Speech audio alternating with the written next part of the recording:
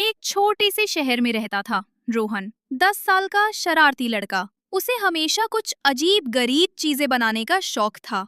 एक दिन उसने अपने पुराने टोस्टर में बैटरी, पंखा और खिलौने वाला मोटर जोड़ दिया। माँ ने हंसते हुए कहा, फिर से कोई धमाका मत कर देना।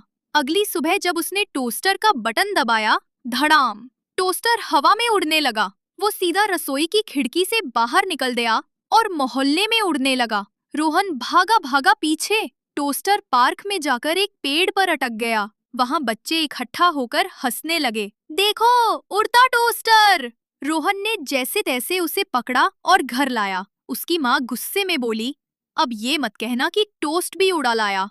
रोहन ने टोस्टर खोला और अंदर से निकला एक गरम टोस्ट जिस पर लिखा था, नेक्स्ट फ्लाइट एट 5 PM। वो चौंक गया। टोस्टर फिर ब्लिंक करने लगा और धीरे धीरे दरवाजे की तरफ बढ़ गया।